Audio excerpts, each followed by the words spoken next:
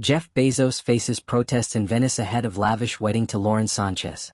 Venice, the iconic city of canals, has become the unexpected backdrop for a heated protest as environmentalists, local residents and anti-capitalist demonstrators rally against Amazon founder Jeff Bezos.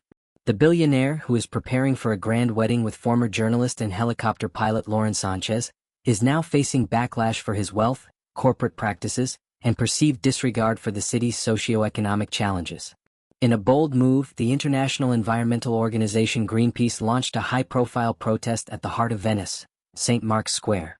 A massive banner was unfurled featuring a large image of Bezos laughing, paired with a provocative message: "If you can rent Venice for your wedding, you can pay more tax." The visual was designed to send a clear signal: those profiting on a massive scale should be contributing more to the public good, not hosting extravagant private events that further strain a city already burdened by over-tourism. Greenpeace followed up the demonstration with a video post on Instagram, documenting the dramatic rollout of the banner. The caption sharply criticized Bezos for allegedly underpaying Amazon employees and avoiding taxes through legal loopholes. "Jeff Bezos pays his staff poverty wages and dodges tax," the organization wrote. "No wonder he can afford to shut down half of Venice for his wedding this week. Tax billionaires now." The protest is just one of many erupting across the city as Bezos and Sanchez prepare to tie the knot.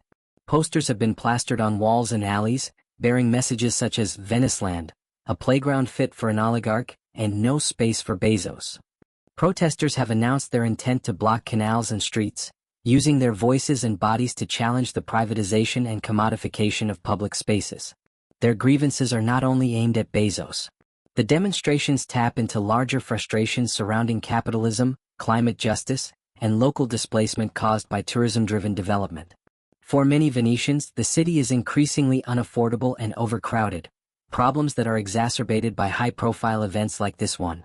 Despite the uproar, the couple's wedding planners, Prince Antonio Licata di Bossina and Count Riccardo Lanza of Lanza and Bossina Limited, have pushed back on the criticism.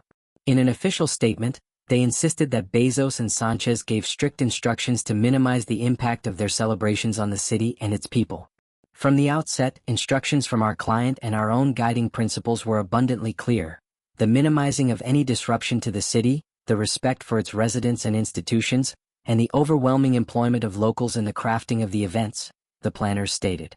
They further explained that long before the protests began, preparations were underway to ensure the festivities would not negatively affect the daily lives of Venetians. According to the statement, the wedding has provided work to many local artisans, businesses, and service workers. The couple also reportedly contributed to preservation projects aimed at protecting the city's delicate lagoon ecosystem. Moreover, the wedding planners dismissed rumors that Bezos and Sanchez were monopolizing transportation by reserving an excessive number of gondolas and water taxis. "There is no takeover," they emphasized. "We are committed to operating within the rhythms of the city." Venice Mayor Luigi Brugnero has also weighed in, suggesting that the high-profile wedding will have a multi-million-dollar benefit for the local economy. According to Brugnero, the influx of international guests, media attention and luxury spending tied to the event could provide a much-needed economic boost. Still, not everyone is convinced. Critics argue that short-term financial gains do not justify the long-term cultural and social costs of allowing ultra-wealthy individuals to dominate public spaces. "Venice isn't for sale," one protester told local news outlets. "This is our home, not a theme park or a billionaire's backdrop." The timing of the protest is significant. The wedding is scheduled to span 3 days and promises to draw celebrities, business tycoons, and political figures from across the globe. Yet, for many Venetians, the celebration is a stark reminder of their own struggles: skyrocketing rents, pollution, and a diminishing sense of community. As Bezos and Sanchez exchange vows in what may be one of the most picturesque weddings of the decade, they do so under the watchful eyes of critics and activists demanding systemic change. While the couple may have taken measures to lessen their impact on the city, the controversy surrounding their celebration serves as a symbol of the growing tension between wealth, privilege, and the fight for economic justice in one of Europe's most fragile and historic cities. In the end, this wedding isn't just a union of two high-profile figures, it has become a lightning rod for deeper societal debates.